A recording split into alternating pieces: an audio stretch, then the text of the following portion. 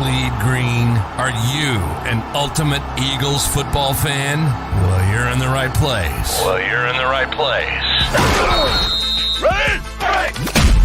This is Birds 365, hosted by the new Mac and Mac, Jody McDonald and John McMullen. Here we go! Who collectively have covered and talked about more than 50 plus years of Eagles football. Kick off your day with Birds 365. You'll get debate. We love to argue. You'll get the real story from inside the locker room. And you'll hear from some of the great football minds from around the region. You're about to become an Eagles insider. Get in the game. Join Jody Mack and Johnny Mack and join the football community that flocks to Birds 365. Birds 365 starts right now. Welcome to the NFL. Let's go! Let's go! Go!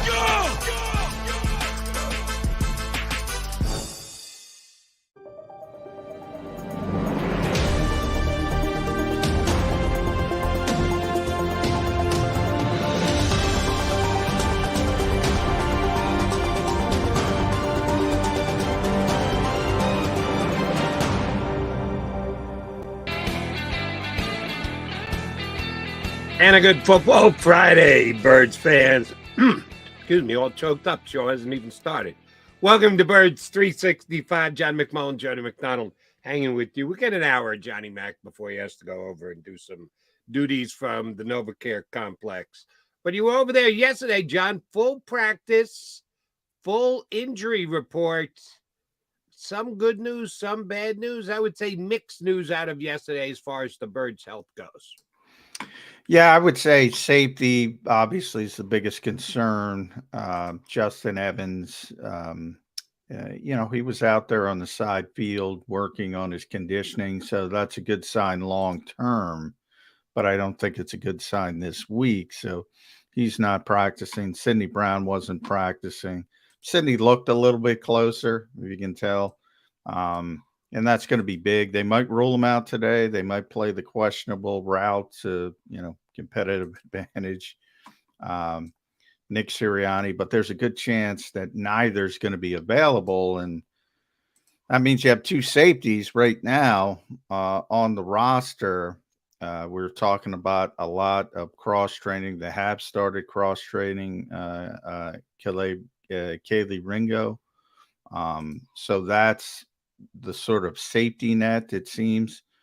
With Sidney Brown, though, you're also talking about the slot now as well. So it's going to be interesting because Washington has a more, whatever you want to call it, a traditional, typical slot receiver in Curtis Samuel, a guy who is really quick versus, what we talked about, the bigger slots that maybe James Bradberry matches up well against.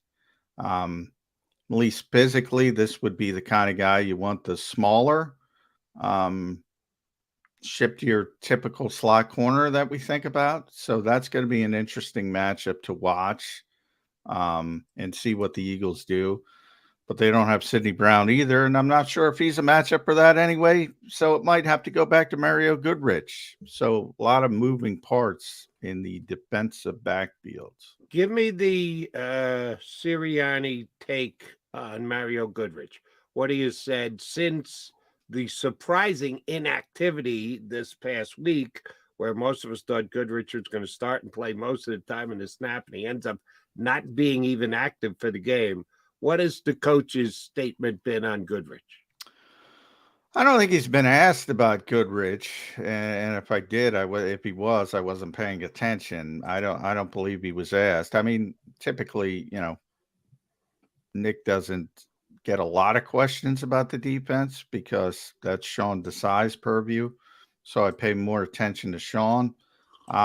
They said all they needed to do by not being active. I mean, that tells you all you need to know. Was he that bad in the second game of the season that they said, we need to just bench this guy? How does he go from playing to being inactive? Well, he didn't play well, but I thought he played okay and got better as the game on. Now, if you look at the numbers, he was thrown at 6 times and he gave up 6 completions. So, I think the passer rating was 140-ish when they targeted him. Not good. But again, that was that was later in the game, most of it. Sometimes he was on Jefferson. They weren't traveling people. The Vikings were behind. They were throwing a lot. They had a lot of success, a lot of yards, a lot of touchdowns. That doesn't sound good, John. I got to tell you. And he got a little bit better as the game wore on. Of those 6 completions, 2, for instance, were to backs. Now they don't have good backs. We saw that, and he was right there. So he gave up the completions, but it was an outlet pass, and he gave up like 1 yard and 2 yards. That's what you're supposed to do. That's not a big completion. Who cares? So it's such a small sample size, and I thought my theory going into the Tampa game was, well, obviously got thrown in cold. Injury replacement, settle him down. He's got a whole week of prep. He'll be better in Tampa. They thought otherwise. So it's not even about what they say. It's about what they do. And they made him inactive. So that tells me more than what they're saying. Sean Desai said, I thought he got better as the game went on against Minnesota. They didn't make him active. So that tells you all you need to know. And they need a slot corner. And Sean was talking yesterday, and it certainly seemed that the foreshadowing was the long-term plan here is now Sidney Brown to be the slot corner, which is interesting for a lot of reasons, but he might not be able to play this week. So again, you have to, okay, that's fine long term, but you got to get through this week, and you might have to have Mario Goodrich again. And, what did you do to his psyche by not making him active? All factors into it. But clearly they said what they said by not making him active. Right. Their actions speak much louder than their words. And when he's thrown back in this week, I'm sorry, I'm going to want some words to explain. If he was cutting him slack because didn't know he was going to play, Avonte Maddox gets hurt early in the game, you don't know he's going to be forced to play as much as he does. You see improvement over not enough improvement to even make him active week number 2. So you went to the film, you saw it, he just doesn't look ready. Now you're throwing him back in just because you have no other options. That they are so, if both backup guys are hurt and you've got to go to Mario Goodrich, that doesn't bode well, John. If he's playing a significant number of snaps this week because they have no one else, that's a bad sign. I know injuries are something that everyone in the National Football League has to deal with, but that puts the Eagles in a bind defensively for me. Yeah, they do. It does, no question. And we've been talking about that for a couple of days now. Multiple injuries at the same position. Now we got 3 injuries at the same position. Last week it was 2 coming in, potentially if Sidney can't go.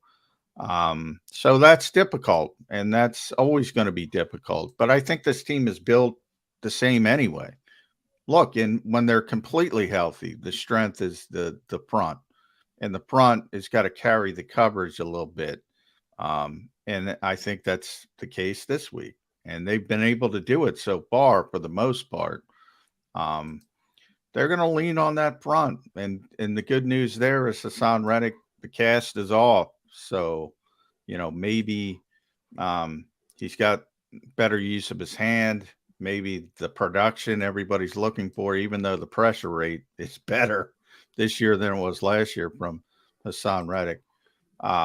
Maybe starts finishing a little bit more. People get excited about that. But, yeah, the front's got to carry. the back end a little bit. If Bradberry's got to take a good percentage, whatever that percentage is of the numbers in the slot, did Desai talk about what he's looking to see out of Job? It means more playing time for him for sure. If Bradberry's dropping down to the slot, how did he think Job has played so far in the? Yeah, well, they obviously like Josh because that was the mentality of moving a really good outside corner inside, which still doesn't make sense to me. I'm honest about that. I think it's the rare, I don't want to say bad decision, but a questionable decision that doesn't make a lot of sense to me, just because of how good Bradberry is outside. And this is maybe a better week to judge that because, as I said, you have the more shifty, speedy slot corner who's going to do some jet sweep stuff. I haven't watched Washington a lot, but he has in the past. He's going to do some orbit motion stuff. They're going to try to get him in space. And you typically want a more traditional slot corner. Maybe the Eagles just zone it up and deal with it that way, which is my guess of what they'll do. But they have pretty good receivers. Now, it's very similar tilting the other way. They don't have a good offensive line. So does Sam Howell have time to find those receivers? Because Mike Evans is going to the Hall of Fame, something Nick Sirianni agreed with. And, you know, he made some plays here and there. He had the garbage drive late. Baker Mayfield didn't have time to get him the football. You know, receivers, no matter how good they are at the mercy of other aspects of the game. They need somebody to get them the football, obviously the quarterback, and they need the quarterback to be able to get them the football with the offensive line. So I've been talking about it all week. If you can't block people, you can't win. You saw it last night if you're watching the Thursday night game. Detroit dominated Green Bay's offensive front, vice versa. Their offensive line dominated Green Bay. Was a laugher, wasn't even as close as the final score. It's not just here in Philadelphia. If you can't block people, you can't win. I was kind of impressed by Detroit's defense. I knew Detroit had offensive weapons, and I thought they'd move the ball against Green Bay, but their defense really took the Packers' offensive line to task. I didn't necessarily see that coming, so the Lions are a team that we will keep our eye on. With the fact that the Commanders just got their tails kicked last week by the Broncos. It wasn't clear. Again, 30-point loss, and you say it wasn't as close as the score indicated. That's pretty damn bad, and that's what happened last week against the Broncos. The Broncos got a ton of pressure on Sam Howell, and he made mistakes, and he took sacks, and their offensive line just wasn't up to snuff. The Eagles have been very good with getting pressures, not necessarily good with getting sacked. The sack number is off from last year when they went one of the most historic sack seasons in the National Football League. Just keep doing what you're doing. Is Sean Desai going to do anything differently than we've seen in the first three games? My off the top of the head response would be, why change anything? But you've got a team where you really can take advantage of it. What do you expect the defensive pressures to look like from the Eagles on Sunday? No, I think, more likely you just rely on their ability to beat people this week, even more so, because you can probably lean a lot more on coverage and give the extra help there. And you probably need it because of what we're talking about at the slot position. You expect that defensive front to whip that offensive front, and I expect it. You should expect it. It's probably going to happen. Is it going to be as bad as last week in Buffalo? Probably not, because teams tend to overcorrect. So you're going to see a lot of max protection, I would imagine. You're going to see game planning to get the football out of his hand. That's why I talk about get the ball to Curtis Samuel in space, see if he can do something with a manufactured touch, bubble screen that I love so much. Make sure the football's out quickly. So they're going to be game planning all that stuff. They're probably going to overcorrect because they were so bad, as you mentioned, against Buffalo. So I don't expect another 9-sack, 4-interception performance from Sam Howell, because that's the way the league works. They just overemphasize certain things coming off a bad week. But I don't see how they hold up the entire game against that defensive front. I just don't see it. And what scares me the most about this upcoming game on Sunday, John? I feel right about the same way about this matchup as I did week 9 last year when the Commanders came into the link. There's no way there's no way they can play with. Come on, Taylor Heineke. We've helped to run Carson Wentz out of the league. We're gonna do the same thing to Taylor. And the Commanders came in and found a way to win. Now, I'll tell you that the Eagles shot themselves in the foot as much as the Commanders took the game. But are the Eagles, is that at least a possibility that they could shoot themselves in the foot this week? It's the NFL. It's always a possibility. Arizona beat Dallas last week. You mentioned that Washington game. People talk about the running game in that game. It was like, I had to look it up. Brian Robinson had 26 carries for 86 yards. So it was like 3.3 yards a carry. And then Gibson was like 14 for 44. I got my notes. So that was 3.1 yards per carry. Samuel was 4 for 12 on those manufactured touches. So that was 3 yards a carry.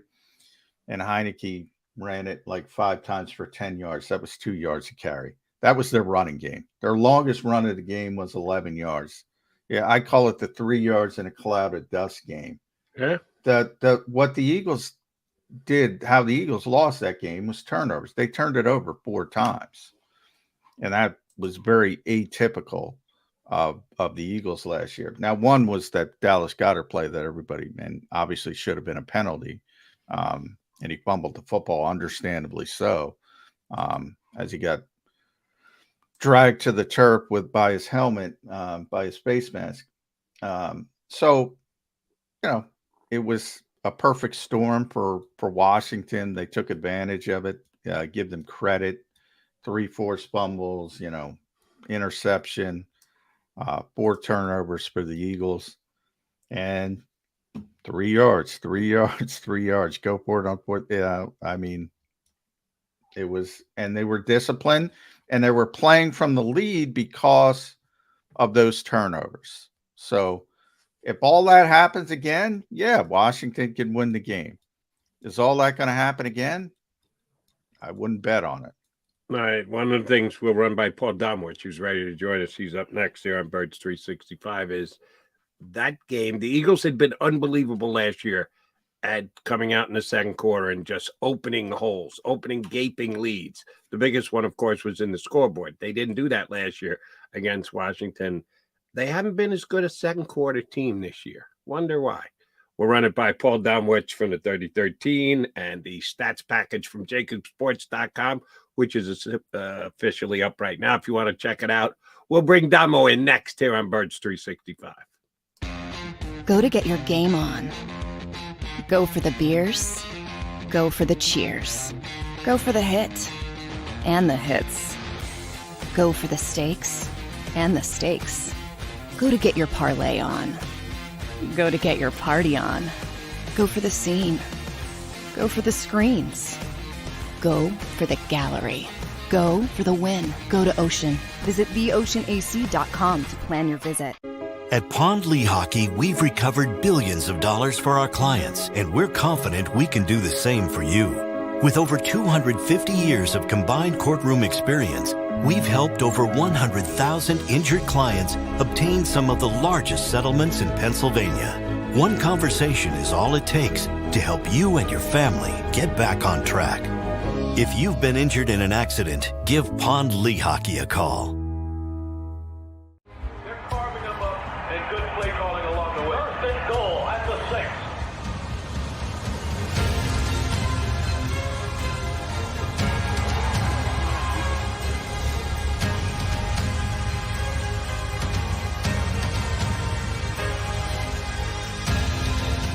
field of life, First Trust Bank is there for you. Champions on three. 1, 2, 3. Because Philadelphia dreams deserve a Philadelphia bank.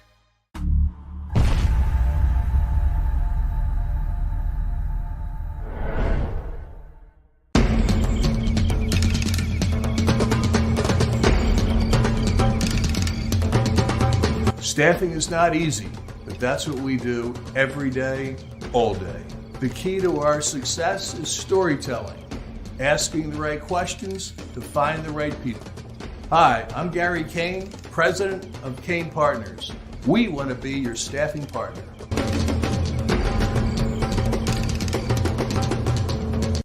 Since 1977, it's always been about you, the community, at Rafferty Subaru. And through the Subaru Love Promise, we prove we care by supporting charities like So Good Now.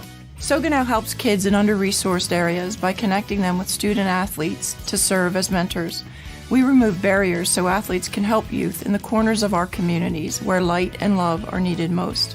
When you choose Rafferty Subaru, you help organizations like So Good Now. It's all about you at Bradberry Subaru.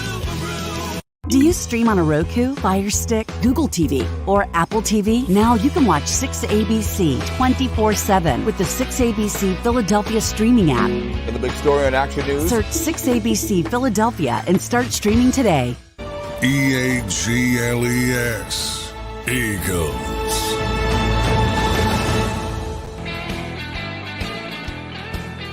You got Mac, McMullen, and McDonald. Johnny Mac's got to run in 40 minutes or so Bill Colarulo's going to jump in for him in hour number 2. But you and I are going to get the chance to talk to Paul Domowitch of the 33rd team and JAKIBSports.com. Saw the stat pack already up this morning. We'll certainly hit on a couple of those things, Domo. But I did mention this right before we went to break, so I want to get your thought on it. Last year, Eagles were so far and away the best team in the NFL. In the second quarter, it was ridiculous that they just had this knack for scoring a ton of points in the second quarter. I think part of it is that they always win the toss and defer, so they're not getting the ball in the first quarter, which means that many more possessions in the second quarter, and they haven't won as many tosses this year. They've been getting the ball first. The other team's been winning the coin toss. Coincidence? Doing something different? Why have they gone from a team that's dominated like no other in the NFL in the second quarter to just an average everyday NFL second quarter team? Well, Jody, I think it just has to do with the fact that their offense has been so sluggish. Just it's taken them a while to get going. I mean, I look at it as a kind of the entire first half. I mean, last year they put up nearly 300 points in the first half. Which was clearly far and away the most in the league. Their first half point differential last year was like plus 121, which again was the most in the league. I think right now it's plus 18. Thankfully for them, the defense has played really well in the first quarter. They haven't given up a point yet. So teams haven't been able to take advantage of stopping the Eagles early. But the Eagles' first 3 possessions, if you look at them, this year in the first 3 games, they've only got 9 first downs on those 3 possessions. They're averaging like 3.7 a play. So it's just, I mean, the offense just is having trouble getting going. And then they, eventually at some point they go to the run and, it's lights out. Yeah, I mean, that aspect of it, Damo, because obviously when we talk about the offensive struggles, it's the passing game. It's not the running game. The running game has been tremendous. Now, the Eagles will tell you it has to do with the 3 coordinators they opened the season with. And yeah, I buy some of it for this reason, Damo. That's not something they came up with. That's something they were talking about in the preseason. They knew they were going to get a bunch of unscouted looks, quirky looks, and specifically from those 3, Bill Belichick, Brian Flores, Todd Bowles. And now Dallas Goedert said this week they expect more traditional NFL offenses. So is this sort of the cusp of defenses? Sorry. Is this sort of the cusp of, if the passing game doesn't show up this week, maybe the alarm bells start ringing? Could be. I mean, you know, teams going forward are going to look at these last 3 games and see what worked against them. I mean, right now, I mean, you know, I'm not piling on Jalen here. He's played well in a lot of ways, but he's the one that has to adjust to what he's seeing out there. He's the one that has to adjust all these zone coverages that they're throwing at him. You know, I mean, he had the 2 interceptions last week, but he also had about 5 or 6 other poor passes that were either a product of miscommunication with his receivers. I remember one, there was to Goddard where, you know, he clearly was looking for Goddard to stay outside on a route, and Goddard come, those kind of things. You know, they need to work out. I think he will, because I mean, I think Jalen's just too good a quarterback not to. But, you know, I mean, teams are going to take away the run on him. They're going to try and keep him in the pocket. You know, so it's just a matter of, are they going to keep pounding it? At some point, they're going to come across some teams that are not going to let them have 200 yards rushing a game. But I think, you know, they've still got aspects of this offense they haven't tapped yet. I can't remember if it was Nick or Brian Johnson who made a reference this week, I think, to, you know, we really haven't used Swift as a receiver yet. You know, you're going to see that. You're going to see Gainwell and Swift because I mean, you can only take away so many weapons. Yeah. So they need to, but it goes back to, I think, in my mind, to just Jalen adjusting to what he's seeing and react quicker. And, oh, by the way, last year the Eagles averaged 29 points a game. This year averaging 28. So it's not that big a drop off. Just looking at points, it's you get those points that motivates everyone to question things. And consecutive games, Damo, which I know you know, they're over 425 yards and 200 rushing yards for the first time since 1950. So it's not like they haven't been successful on offense. It's just unconventional, and people want to see A.J. Brown, Devontae Smith, Dallas Goedert get the football. But teams are saying we're not going to let you have that. You know, exactly. I know people hate to hear take what they're giving you, but I mean, they can take away the deep ball from anybody. I mean, you could take it away from Tyreek Hill and Jalen Waddle if you want to. But you're sacrificing a lot underneath. They're just making the Eagles 10, 11, 12 point play drives with the attitude that they're going to make a mistake somewhere along the line. I mean, that's basically the approach defenses are taking right now. Yeah. Damo, it gets ugly. It gets ugly at times because, sorry, Jody. I was talking to somebody and they said, specifically when they're talking about Flores, like, who else is going to sit in that for the entire second half? Eventually you're going to come out of it because you're getting gas. He just sat in it, and the Eagles were like, all right, well, we'll just, you know, we'll take that 18-wheeler hole and just run the football down the field, and it worked. So I have a tough time criticizing them at this point. And from a defensive coordinator standpoint, and I'll throw this at both of you guys, you know, you got to pick your poison, right? So I'm still trying to stop AJ and Devontae and Dallas before DeAndre. That's not an insult to DeAndre, but those guys are superstars at their position. That's the way I would go at it as well, I think. Now, maybe if it continues, you got to start rethinking it. But it makes sense to me from the opposition standpoint. Here's where it didn't make sense to me. From the guys, the 3 defensive coordinators, you give them a lot of credit. I get it coming into every game. Which am I going to stop first? The Eagles passing game or running? Which can hurt me more? Eagles passing game. All right, so we're going to play our defense accordingly. When they've run it down your throat, you got to be quicker to the trigger to change over, to make some adjustments. And I think their 3 opponents have been a little slow to the trigger finger to go, oh, shoot, they're running it down our throats. Maybe we need to add a little extra guy to the box here. And these 3 guys are all supposed to be geniuses, but I thought that they can. Yeah, well, the Eagles were surprised, like I said, specifically with Flores. They're like, who else is going to sit in that for that long? And probably nobody. And that's why they think things will slow down a little bit this week and become more traditional moving forward. And they're probably right, but we'll have to see how Jack Del Rio handles it. But I think it's going to be more traditional defense than they've seen the first 3 weeks.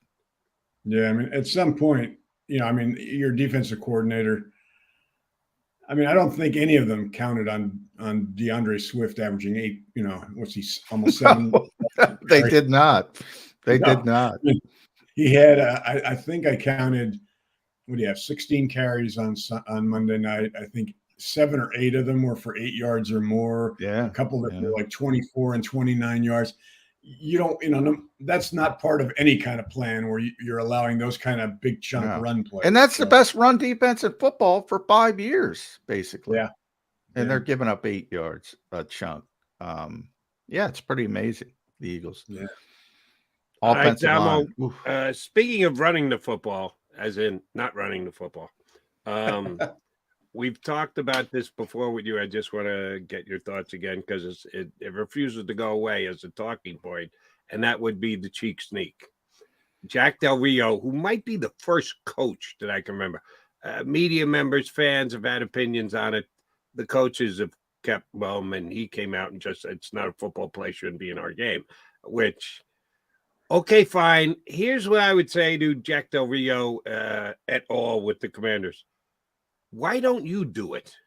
Why don't you get good enough to make it part of your offensive arsenal as well? All right, yeah, you can't stop it. Nobody can stop it. Okay, fine. Well, then run it yourself and make the other team pay a price. Yeah, exactly. Why isn't this god-awful? And I don't love the play. And when people call it a rugby play, I find myself shaking my head going, yeah, it is.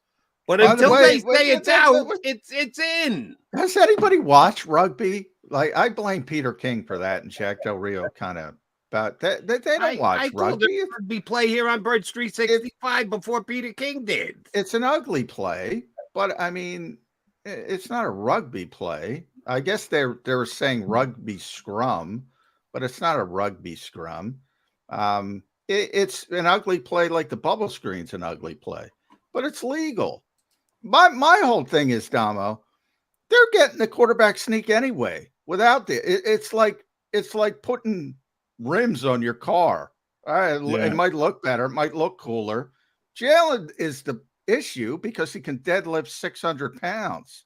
Yeah. So he's converting the quarterback sneak anyway with nobody helping him. And these other teams go, well, maybe we'll push, but they got a quarterback that can't get the sneak because they can't deadlift 600 pounds. And to me, it's a big nothing burger. Other than it's an ugly play that I can agree with, but who cares? There's a lot of ugly plays. Yeah, you're right. Jalen's one of the strongest quarterbacks in the league. I also got to give credit to Kelsey and Dickerson and that offensive line, which plays a key part. But JJ White, I saw a tweet from him yesterday, and that was essentially what he said, John. He didn't like it. He's not crazy about it, the look of it. He said, but even if they didn't use it, they're not going to stop Jalen from getting it. So it's just my question, and because I'm not out there, I haven't had a chance to ask Nick this, but like last year, it's been legal since 2005. It was only last year, after his first year with the Eagles, that he decided, hey, let's formalize this, choreograph it, and use it as a play. I was curious what bells went off in his head during the offseason. Well, I think it's as simple as he found out his quarterback could deadlift 600 pounds. So it's far more effective for them. He used to have Phillip Rivers. He ain't running the quarterback sneak with Phillip Rivers. He loves, as you know, he loves Phillip. But he's a smart guy. He's not going to run sneaks with Phillip Rivers. I think, and I tried to get Brian Johnson to go down that route yesterday. I asked him, he's a former quarterback. How much is it on the quarterback? Because to me, this whole thing, look, Kelsey's great. Landon Dickerson's, unbelievably strong. I think he's a big part of it as well. But the biggest part is Jalen Hurts. Yeah. I think people are missing that aspect of it. Most quarterbacks aren't that strong. That's what it comes down to. Not with their lower body. No. Yeah. You know, it's funny. Also, what you're hearing a lot more from fans right now is, well, teams are going to start trying to hurt them, which I always love. So yeah, Chris like, said that yesterday. Yeah, they're always trying to hurt them. Yeah. I mean, the days of players trying to grab the other guy's genitals and stuff like that are, there's too many cameras now. No matter how deep in the pile you are, you're going to get caught and you're going to get thrown out of the league. Well, I got, Chris Sims went down that route, and he made I think he said, kill him.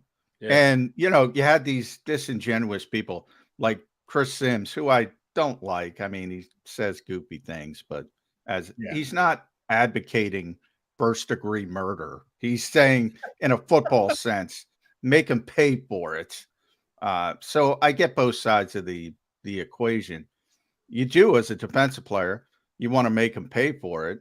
But the days of Bounty Gates and Sean Payton getting suspended for trying to take out Brett Favre, he and Greg Williams, that stuff still, I'm not going to say it still happens, but guys want to hit people when they get the opportunity, and they want to make them feel it. And that's pro football. And if you don't like it, I'm okay with that. But to pretend it doesn't exist anymore, I think it's disingenuous as well. And the funny thing about it is, for me, elevating what Sim said yesterday, there's not time to build up speed to actually hit someone and hurt someone. It's all just strength on strength. There's no force to it. So how much are you going to be able to kill a guy? As Sim said, if he's only going 3 steps and that gives him a first down, the play doesn't lend itself to killing someone on the other team. No. Yeah, I always felt it's it might be one of the safest days. Yeah, I think Mahomes got hurt on a sneak once. We were talking about that last year, weren't we, Jody? Yeah, I think Patrick Mahomes got hurt. But I don't. It wasn't a tush push because I don't think Andy Reid ever did anything like that. So, but you have seen some linebackers launching at him. So they're trying to make him pay. But I mean, it's a safe play, and that's part of it as well. There's only so much you can do. I don't see a problem with it other than in fact, Jody can tell you, Tomo, I always said Jalen's going to get it anyway. I said this dating back to last year. I think it would be better for the Eagles if they banned it because they're still getting quarterback sneaks, and other teams may get a little help from shoving the quarterback. But the Eagles don't really need it. Here's the saddest thing, John. No one in the league has developed it like the Eagles. Not even close. So why hasn't everybody else? If everyone can see the percentages and damn, the Eagles got the 90% of the time they convert. Why hasn't anyone else been good enough to develop their quarterback? Because they don't have Jalen Hurts. You're right. That's the answer. But I would say shame on the rest of the league for not at least attempting to make that part of their arsenal. I mean, still, this is a shameless copycat league. I mean, coaches steal everything. I mean, there hasn't really been an original. They stole that. It's the Bush push. Before it was the tush push, it was the Bush push. That's where it came from. Exactly. And yet, for them to be reluctant to copy this, I think it's because it looks so bad. If it were a play that kind of looked crafty, they would say, we're going to take that and use it too. But I think they're reluctant for that reason because so many people are ripping it and criticizing it and calling it rugby. All right, Damo, the tush push aside, the Eagles have not been as good in the red zone this year as they were last year. I know it's only a 3-game sample, and if you're looking as comparing 17 games, 3 games, it's a little disproportionate, but that they just haven't been as good. And it's a very good thing that they've got Mr. Money in the Bank, Jake Elliott, to bang through 3 points rather than come away with nothing. Why do you think they've been less effective in the red zone? Well, they're 1 for 5 on Monday night, I think, in the red zone. One of them is faux because one came on that last drive when they didn't try to. So I'm going to call them 1 for 4. I think it's all about defenses defend. I mean, we talked earlier about defenses defending Jalen. That's where they've really, during the offseason, put a lot of time and tape watching into stopping him in that inside the 20. Last year they were the most lopsided team in the red zone as far as run play percentage. I mean, they just always ran it inside the red zone. He had only 9 red zone touchdown passes, I think, in the red zone last year, which was among the lowest in the league. But it didn't matter that they were one of the best red zone teams because they just pounded it in there. And he was able to, RPOs and use the run, keepers. Well, they've decided, he's their emphasis now inside the 20. We're taking Jalen away. He's not going to run it.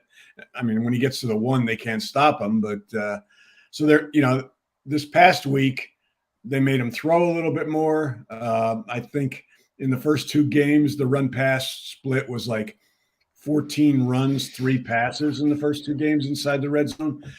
On Monday night, it was like 10 and 9, and they weren't very good at it. Jalen was 1 for 7 throwing in the red zone.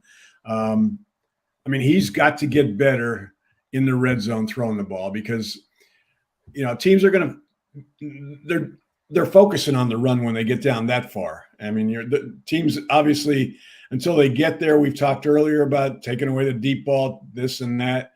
Once they're inside the 20, it's all about stopping the run because the Eagles haven't proven they can throw the ball in the red zone. They don't, Jalen doesn't really have a, you go back to Carson. I mean, Carson and Zach Ertz were like, they were on the same wavelength when inside the red zone. I mean, they just thought the same way, and Zach could always get open.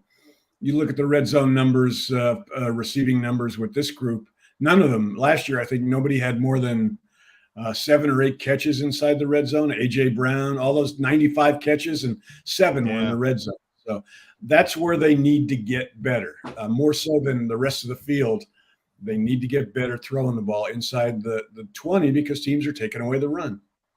All right, to further that point, I tried to start this week, Domo. I asked Nick and Brian, and it's going to pick up during Miami week.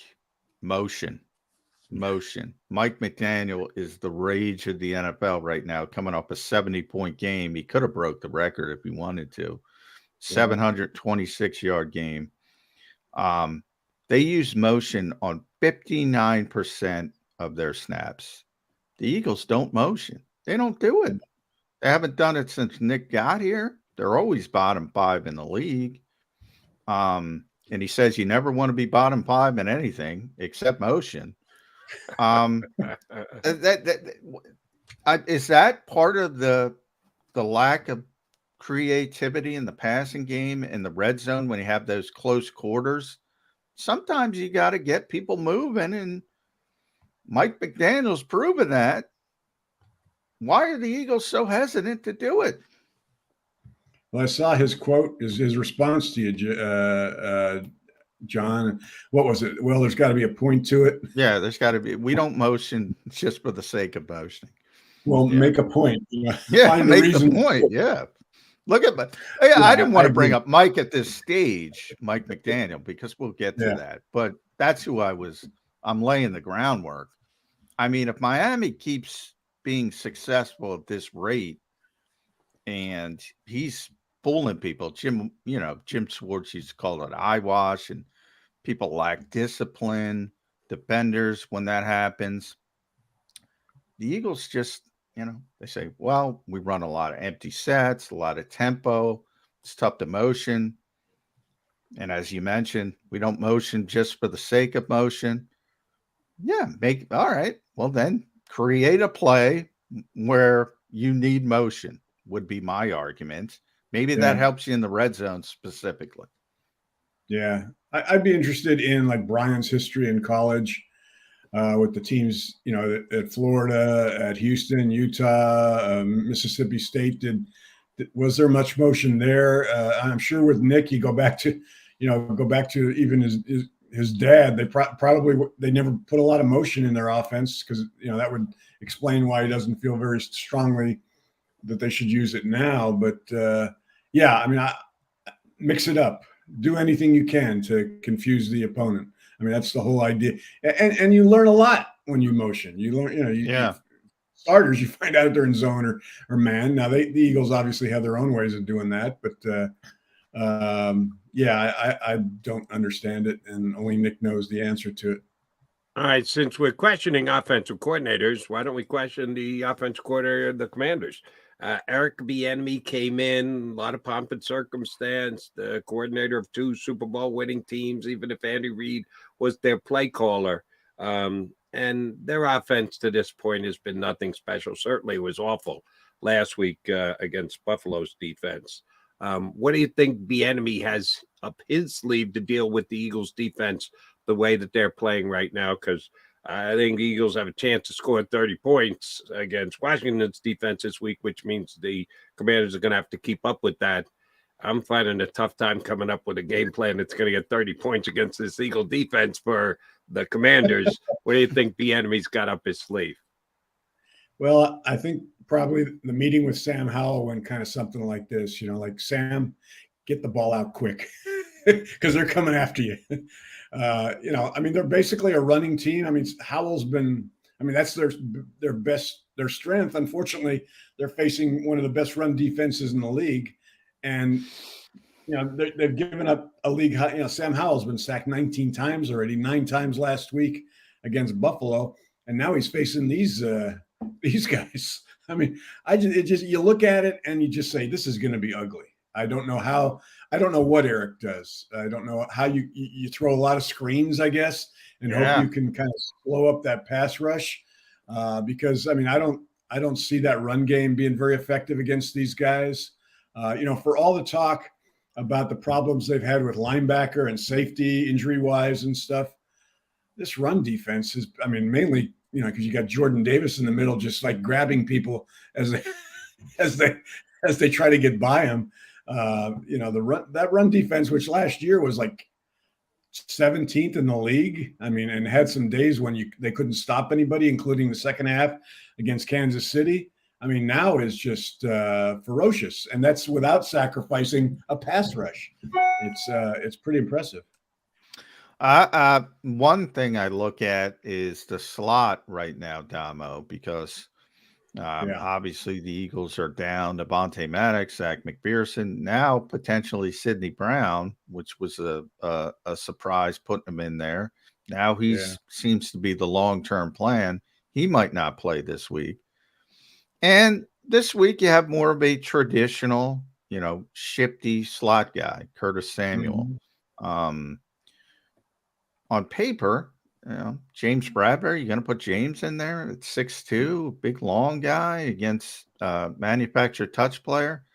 Might be something. If I'm Eric Bieniemy, that's what I'm looking at. You mentioned quick screens, yards after catch, because they're not going to be able to hold up on the offensive line. That's all I got if I'm Eric Bieniemy. I want to take advantage of that slot position. Tight ends in the middle, the field. Yeah. That's, it'll be interesting to see what they do with Bradberry this week. I still think trade deadline is October 31st, I think. The one move they need to make is they got to go get themselves a slot corner. That's the one weakness, the one concern I have about this defense right now. Safety wise, I think they're going to be fine once, Sidney, I think Brown and Reed Blankenship are long-term going to be a pair of outstanding safeties. Reed is a great player, Paul. Yeah, How'd the NFL miss Reed Blankenship? But Jody and I were talking about that yesterday. He doesn't have bad traits, athleticism-wise. Obviously, he played at a smaller school. He's a 5-year starter, very successful, ran a 4.55. All the numbers are there. Everybody missed him. How does that happen? I don't know. I don't know. You're right. Usually it's a number that kills a guy and gets him dropped to the undrafted line. But 4.5 for a safety is pretty damn good. Everything else was fine. The experience, everything, the intelligence is off the charts. I have no idea. I'm sure Howie's just thankful that he was there and they signed him. Right. Yeah. And the Eagles would like to take a deep bow for that one. You can't when you give Yeah, guys they didn't. They gave him $5,000. $5,000. It's They like, didn't know. okay, you Yeah. want to come in and compete with 90? Yeah. They didn't know this was going to happen No. either. So they're smarter than everybody else, but it doesn't make them really all that smart with the level that Blankenship's gotten to already. All right, one thing we got to talk about before we let you run, Damo. We are underselling, or at least by the questions we've asked you so far, and John and Mike's first segment, we haven't mentioned the defensive line of the Redskins and the Commanders, excuse me.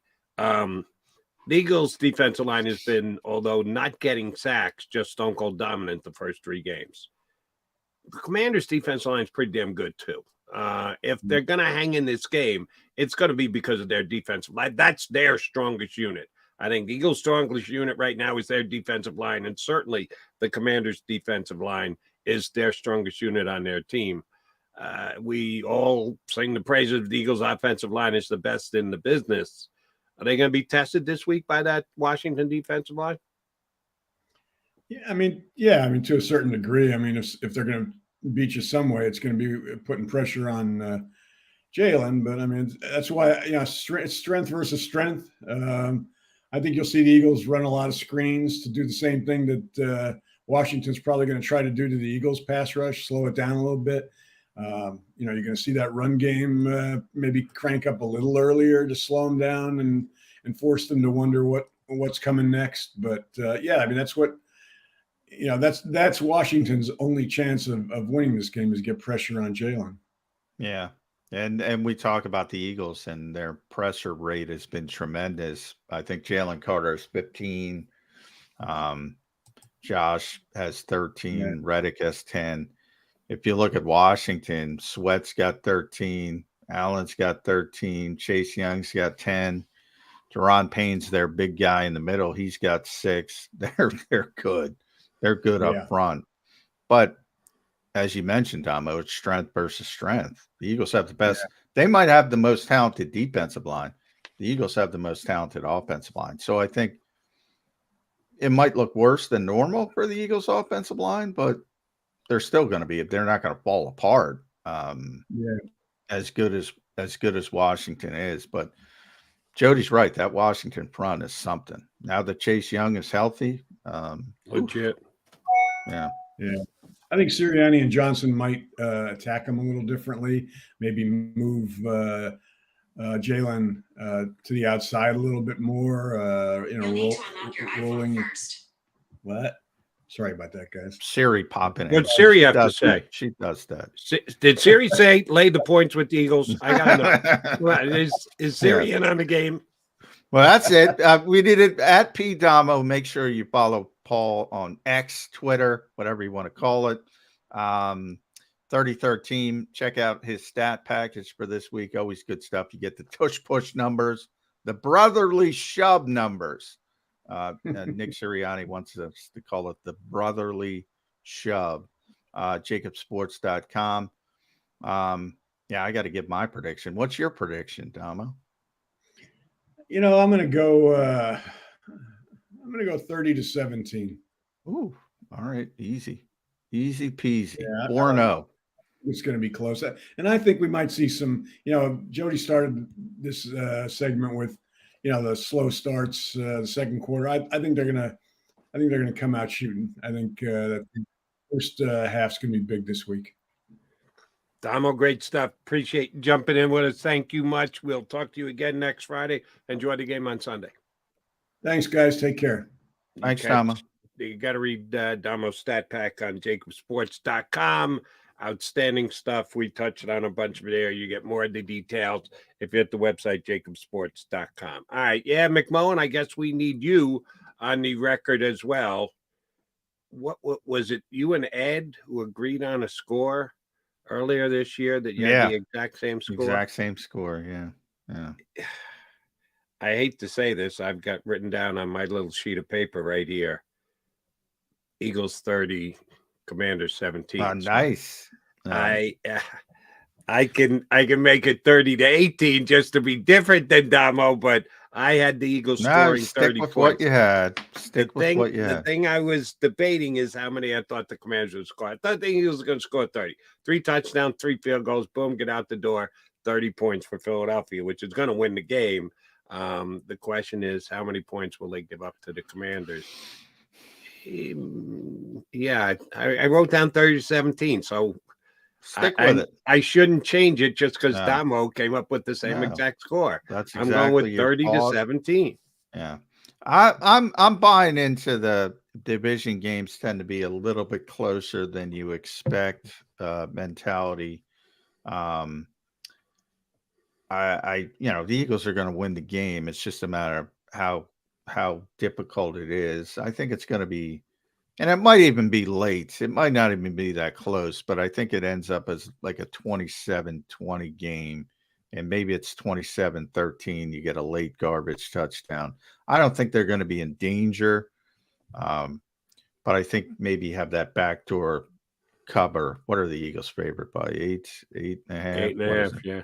Yeah, a backdoor cover for Washington type of thing. And here's the bad news if you're an Eagle fan. If they get that last score with about 6 minutes to go, the Eagles will just run out the clock like they did last week. Yeah. The 4 minute offense becomes the 9 minute offense. Maybe this week it only needs to be the 6 minute offense. But if they've got to be able to run it out at the end, you're going to want the retaliatory score.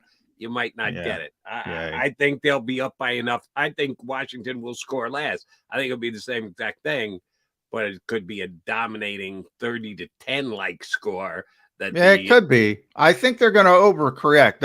I think that Buffalo game hurt the Eagles because they're going to overcorrect. They're going to max protect. As Damo said, they're going to drill into Sam Howell's head all week. Football's got to come out. Football's got to come out. Football's got to come out. Now he's a young quarterback. He might not listen, but I think they're going to overcorrect. Here's the problem. Here's why I'm very confident the Eagles are going to win, because I think that is a key aspect of this game. The Eagles are going to get pressure because they do. Will they get sacks? Maybe, maybe not, but they're going to get the tremendous push. They're getting up the middle from their stud DTs, and maybe it opens some things up for the guys on the end. We can sit there and say it. The coaches can say it. Sam Howell is not good at the quick release play. He likes to drop back 5 steps. That's when he's been at his best at North Carolina, the first 2 games of this the Commanders season. He doesn't like the 3-step drop and just get it out. Everyone may know it's coming or should be coming, but the quarterback then actually has to be able to do it. Yeah. And I don't think Sam Howell can do it. Despite when Ed Kratz says, I don't think Sam Howell's that good. I don't think he's got that bow in his quiver. So we can all talk about it, but I don't think he's going to be able to pull it off. Well, I remember hating that North Carolina offense because it was so RPO driven with Sam Howell. So maybe they go back to that. He would be clapping at the line of scrimmage, and they would run this ugly RPOs 97% of the time. So maybe they go back to that, and he's got to get the football out quickly. If you force him to, you force him to. But it's just the nature of the NFL. When something like that happens, you spend your entire week probably to an over analyzing degree trying to fix that one aspect. And that's why I think it'll be a little bit better, even though the Eagles technically have a better pass rush than Buffalo. I would bet the under on 9 sacks is what I'm trying to say. Yeah. The Eagles haven't shown a propensity to get those sacks just yet, so I'll take under 9 as well. And if they bring in the RPO with the kind of play they're getting from the defensive, the key to stopping the RPOs is get that first guy to make it more difficult on the quarterback. Then the quarterback's got to decide which player he's going to key on and make that decision thereafter. But it all starts right in the middle. And the Eagles are stone cold dominating right in the middle right now. So 3 yards in a cloud of dust. That's how they beat them last time. All you need is 3 yards. Last year they didn't have Jalen Carter playing at the level that he's playing at. Good luck with it. I'm telling you, it's not happening this year. All right, Johnny Mac, safe travels over to South Philly. All right, thank you. Thanks, Jody, and thanks, Bill. I see him in the green room. Eagles 4-0, baby. That's right. Will they get to the 8-0 that they did last year? You got that Miami game circled. But no stumbling this year against Washington at home as they did last year. All right. I'm coming back here for hour number 2 on Birds 365. I will be joined by Bill Colarulo, so he's jumping in for Johnny Mac. We'll go behind enemy lines. Grant Paulson from 106.7, 106.7 FM down in D.C. Will jump in with us and give us a Washington point of view in hour number 2 here on Birds 365.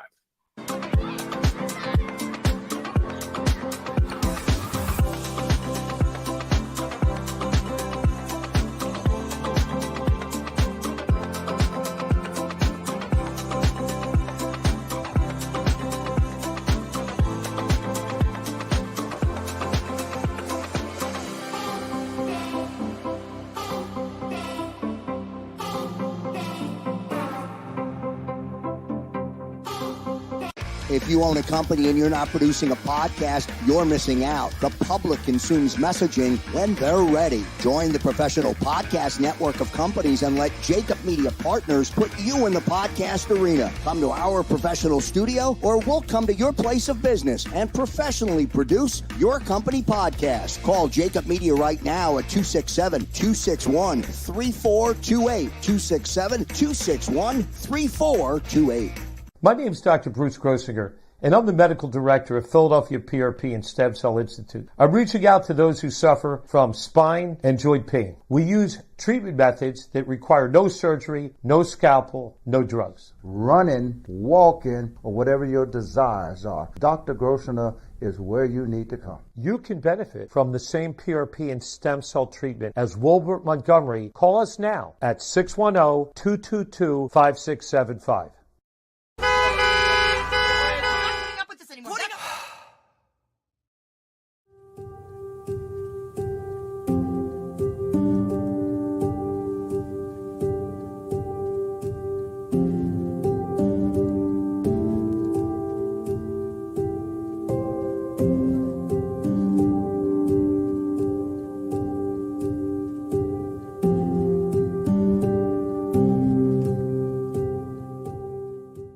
Score and save in southeastern PA and Delaware with Colony Pools this football season, and let the experts close your pool with a custom Merlin safety cover in green for the birds. And if you join our Winter Watch team, we'll give you another 20% off, and Colony Pools will handle it all.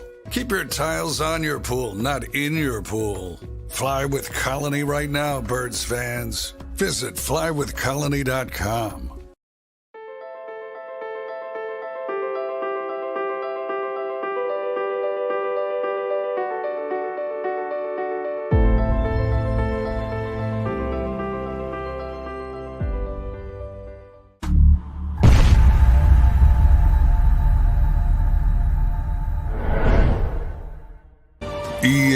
EAGLES, Eagles.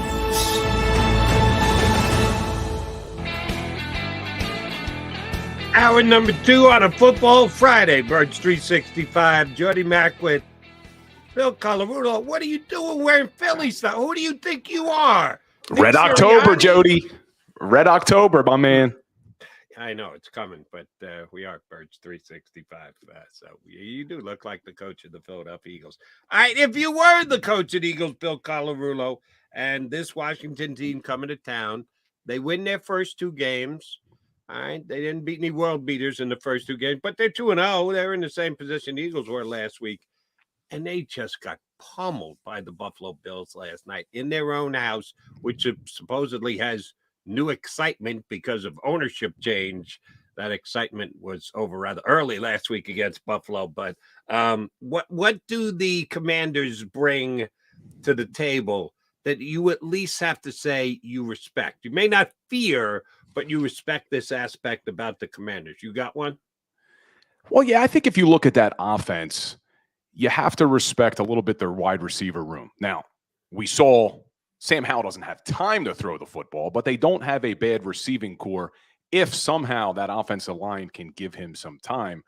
But you look at the flip side, the defensive side of the ball, their defense hasn't been playing horrible. It's just the offense has put them in some bad spots.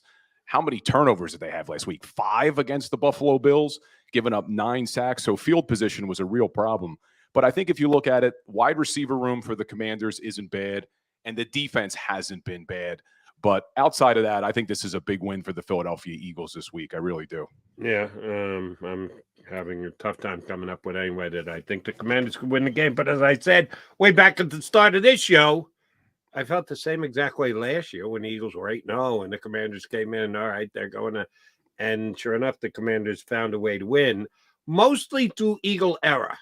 That I used the phrase Eagles shot themselves in the foot last year, and they did. Any chance that that happens this week? They've been better at keeping the football under wraps because they've run it as much as they have. Is there any chance that this turns into a turnover fest and it becomes a who makes the bigger mistake type game? Well, look, to give you the cliche answer, it's always possible any given Sunday and all that. But I think the one advantage we have this week as an Eagles team, we're not smelling ourselves after those first 3 weeks. Although they're 3-0, they haven't put it all together. So this isn't one of those quote-unquote trap games that you've seen in years past. They were 8-0 going into that game. Everybody was talking about them as the best team in the league, and they came out a little sloppy. I don't think you'll see that on Sunday because this team knows they haven't put it all together yet. They're not looking past the Washington Commanders in any way. So I think you'll see a very clean, efficient game from this Philadelphia Eagles team. And I just did a video on my Instagram right before we came on about this. I think one of the advantages the Eagles have this week as well is the 3 teams that they've played, week 1, week 2, and week 3, are 3 of the top 4 teams in the NFL when it comes to blitzing the quarterback. Minnesota blitzes the quarterback 63% of the time. That's number 1 in the NFL. You look at the Tampa Bay Bucks, they're number 3 in the NFL, 45% of the time. And then you have New England, 44% of the time blitzing the quarterback. Washington doesn't blitz the quarterback a lot. They've only blitzed quarterbacks 24% of the time, which is 21st in the NFL. So when you talk about our passing game and it's struggled a little bit over the first 3 weeks, these were teams that bring a lot of blitzes and try to confuse the quarterbacks. You don't have that as much with Washington. So I expect this passing game to hopefully get rolling this week and everybody can calm down and say, hey, this Philadelphia Eagles offense is going to be just fine. And I know this is going to be construed as sacrilegious by some Philadelphia fans when I say this here. If you don't need to blitz, you shouldn't blitz. Blitzing is acknowledging that you can't get there with 4. And oh, by the way, I'll give the Commanders at least as much. I think they can get there with 4. I think they've got one of the best defensive lines in the entire National Football League. Minnesota's telling you, we can't get there with 4. We need to bring 5. New England's telling you we can't get there with 4. We need to bring 5. Washington doesn't blitz because they don't think they need the blitz. And I agree with their defense coordinator. If you can't get there with the 4 talented players that they have up front, then there's something wrong to begin with. Then chances are you're in a bad spot anyway. So I would not put too much weight on the fact that, wow, the Commanders don't blitz. They don't blitz because they don't have to. And I think that is the one. If this game ends up being close, it'll be because of that, because their defensive line plays well. Agree or disagree? Yeah, I agree with you. I mean, they have guys like Sweat, not Josh Sweat, different Sweat, and Chase Young, who haven't played great this year, but those guys are very good defensive linemen. They can get after the quarterback. And like I said, if you don't have to blitz, don't bring it. Washington does have 10 sacks in 3 games, putting them in the top 10. As compared to the Eagles, who have how many? Eagles only have 8, putting them at 18th in the NFL. Yeah. So if they're ahead of the Eagles in sacks so far, that tells you they don't necessarily need to have to blitz. All right, Bill, the run versus the pass. The great debate here in Philadelphia over the first several weeks of the season. The Eagles have been as effective as they have running the football. Yes, the offensive line opens up big holes, but DeAndre Swift has been phenomenal at getting through them and making plays and getting yards even after contact. They have just been tremendous at controlling the game via the ground. But people like Jalen Hurts throwing the football to Devontae Smith and A.J. Brown and Dallas Goedert. So they'd like to see more of that. What do you think the balance is this week? Is there a change from what they've done the first 3 weeks, which is more run heavy than pass, or do you think they just stick with what's working? Well, if you look at Washington, they've been good against the pass. They're number 13 in the NFL against the pass. They're number 22 against the run. They're giving up 129 yards a game, which really, it doesn't matter who the Eagles play. They're able to assert the run. They're just that good. But you look at this Washington team, and it would tell you, hey, let's run the ball, not throw the ball. But I do expect that passing game to get going.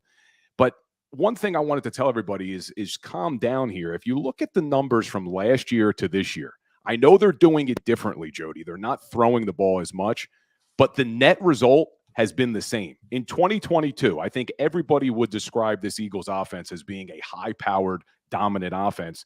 They averaged 389 yards a game. That put them number 3 in the league. You know what they're averaging a game this year? 384. So you're getting the same net result. I get it. We want to see them throw the ball, but average yards per play. Last year, 5.9 yards a play. This year, 5.4 yards a play. It's the same net result. We don't necessarily like how they're getting there, but they're getting there. And points per game, most important stat, points per game, 28.1 last year, 28 this year. So we got to calm down. Wins are wins, and the offense is producing. And oh, by the way, the offensive line with their 2 stud star potential Hall of Fame guys, Kelsey and Johnson, as the anchors of that offensive line. And Mailata has become a young veteran, and then you got 2 very good young studs in Dickerson and Juergens. There isn't enough. I don't care how old they are. I don't care what their accomplishment is. It doesn't matter how long you've been playing the game or what you've already done. Offensive lines love to run block. They would rather go forward than go backwards. So you keep it a very important part of your team. Rather happy if you run the football. Yeah, I think they're going to do a bunch of that again this week. I just hope it's DeAndre Swift. And I get overly analytical when it comes to the running back position. It makes it sound like I'm a Kenny Gainwell hater, and I'm not. I like Kenny Gainwell. I think he's a nice player, and he's helped the Eagles out since he showed up here. He's just no DeAndre Swift. And last game, DeAndre got the more important carry. Swift got the late carries. Gainwell got the late carries when they were trying to just protect the lead and run out that clock at the last 9 minutes. But the Eagles made a statement when in the game number 1 of the season, DeAndre Swift got 1 carry. Are they going to be smart? I guess it's a fear I have, and it's probably unrealistic, that the Eagles, some of the Eagle coaching staff, specifically Johnson, the play caller, think that Gainwell is on the level of Swift. Do you have that same fear? I do. Looking back at week 1, if they didn't win that game, we would be furious right now that they only gave DeAndre Swift 1 carry. I don't understand that at all. But when you look at DeAndre Swift, as good as he is, you can't give him the ball 28 times a game. If you look back at his career in 3 seasons in Detroit, he only had more than 15 carries 2 times in the previous 3 seasons. And he's really never had them back-to-back like we just saw. He had 28 against New England. He had, I believe, 16 against Tampa. So DeAndre Swift's your starter. He needs to be your running back 1. But we can't forget about the other running backs because Swift has shown he cannot stay healthy carrying the load for a 17-game season. So I don't think that you're going to see them lean on Kenny Gainwell like they did in week 1. But I do think you need to mix him in. I think the magic number for Swift is probably somewhere between 12 to 18 touches a game. But I think more than that, you start to really risk. He's not a big back, and he's never done it in the past. And we've seen he's had an injury history throughout his career in Detroit. Yeah, I can't play football scared. He should run what you need him to run on any given week. And if he gets hurt, he gets hurt. And I know his history is his history, but I can't. If you're going to get in the midst of a game, you can't adjust on the fly and go, oh, too many carries for DeAndre. We need to get him off the field. No, that to me is not the way to attack a team who comes in here with a chance, because the Commanders did beat the Eagles in Philadelphia last year in a matchup where I know I got that game wrong because I didn't think the Commanders could stay on the field with the Eagles. They beat them as soundly down in Washington previously as they did. So I thought it would be a runaway here in Philadelphia. It was not. But Taylor Heineke played different. He did get the ball out a heck of a lot quicker. And as I just finished telling John, I don't think Sam Howell is capable. You could have meetings, you can work on it in practice. You can say you got to get the ball out in just over 2 seconds. Yeah, okay, fine. Sam Howell is going to try. I don't think he's capable of doing it and doing it well. Do you have any worries about Sam Howell? If he gets well coached up, we think the enemy's a pretty good offensive corner. You think he'll have a game plan in place. Does Sam Howell give you any trepidation going into this game? He doesn't. And I wasn't a fan of Sam Howell's even in the offseason. I know there were some people who were high on him, but I wasn't that high on him all offseason coming into this year. And then you look at what happened to him last week and what's happened to him in these first 3 weeks. Any quarterback is going to struggle and be gun shy when you're getting that much pressure in your face. And I expect more of the same this week. I think you'll see Sam Howell make some mistakes. He's not a good enough quarterback, and very few quarterbacks are, to be able to overcome that bad of an offensive line. But when you put a young guy like Howell, who I don't think is that talented anyway, on top of it, he doesn't scare me at all. And you look at this Philadelphia Eagles team, we talk about it every single day now, how good the interior defensive line is with Jalen Carter and Jordan Davis, Fletcher Cox, Milton Williams, even Marlon Tuipulotu getting a sack last week. And you look at the center for this Washington Commanders team, Nick Gates, he hasn't been very good in pass protection, just like Hainsey wasn't last week in Tampa. And you get that type of interior pressure in your face, it makes it really difficult for quarterbacks. So I don't expect Sam Howell to do much this week. And I'm also hoping that we start to see our defensive ends, our edge rushers, get after him as well, going against some of these tackles that Washington has. So Sam Howell, it's going to be a long Sunday, hopefully, again. The tackles got eaten up last week by Buffalo's pass rush, and you're right. It would be a nice breakout week for Hassan Reddick and or Brandon Graham to get themselves a couple of sacks. All right. Before we take our next time out, we hope to be joined by Grant Paulson from 106.7 The Fan down in D.C. To talk Commanders aspect of this matchup come Sunday. Assuming the Eagles are more effective throwing the ball this week than they have been the last couple of weeks, not because they need to get away from the run, but they'd like a little bit better balance, that they've had to lean on the run a little bit more than most people expected and or maybe even the Eagles wanted. We hear the coach talk all the time about the offense runs through A.J. Brown, Devontae Smith, Dallas Goedert. Because the offense passing game hasn't been huge. Neither one of any of these three guys hasn't had a quote unquote breakout game yet. If there's a breakout game to be had by one of their three receivers, who do you think most likely it is this week? Well, selfishly, I'm hoping it's Dallas Goedert because I got him on my fantasy team, and we haven't seen much from him.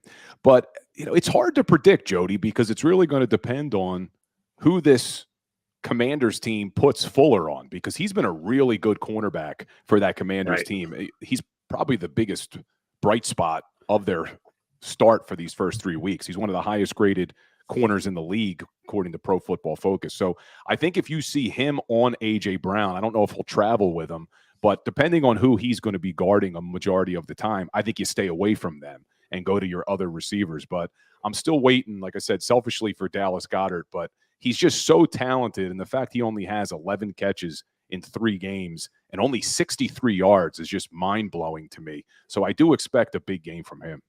And a little bit more down the field out of Dallas Goedert. A lot of routes they've been running to him have been really short routes.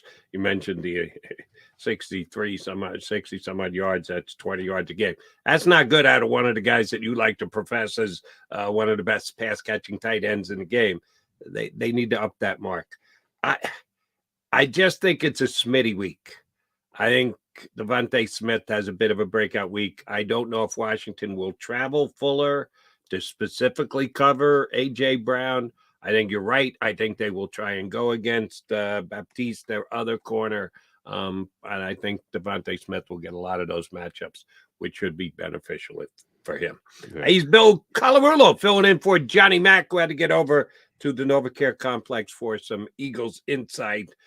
We've got, hopefully, Grant Paulson from 106.7 The Fan joining us next. We've had Grant on many a time to talk Commanders, back to football team. I think he even was on the show when they were called the Redskins. We'll hopefully punch up Grant Paulson next here on Birds 365. Go to get your game on. Go for the beers. Go for the cheers. Go for the hit and the hits. Go for the stakes and the stakes. Go to get your parlay on. Go to get your party on. Go for the scene. Go for the screens. Go for the gallery. Go for the win. Go to Ocean. Visit theoceanac.com to plan your visit.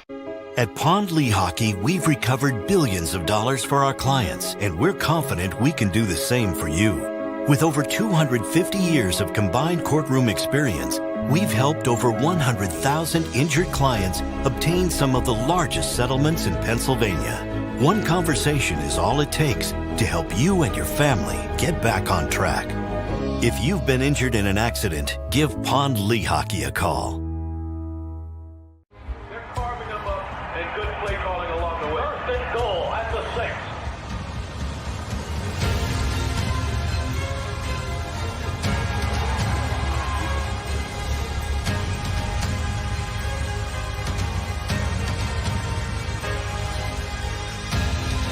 On the field of life, First Trust Bank is there for you. Champions on 3. 1, 2, 3. Because Philadelphia dreams deserve a Philadelphia bank.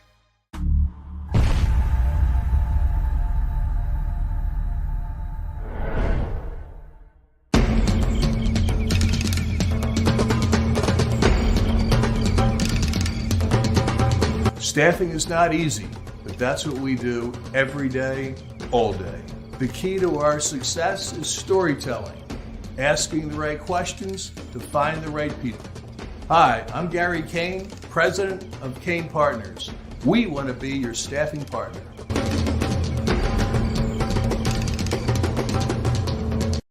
Since 1977, it's always been about you, the community, at Rafferty Subaru. And through the Subaru Love Promise, we prove we care by supporting charities like So Good Now.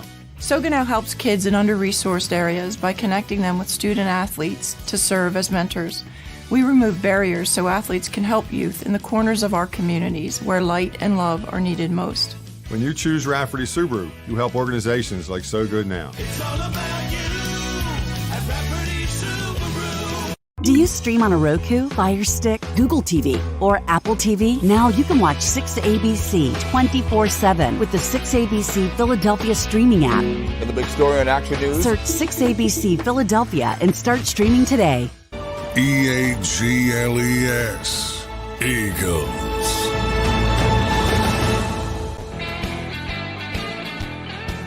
Hey, Football Friday on Bird 365. Johnny Mack had a hightail it over to South Philadelphia, getting a session with the coach today. So Bill Colarulo filling in for him.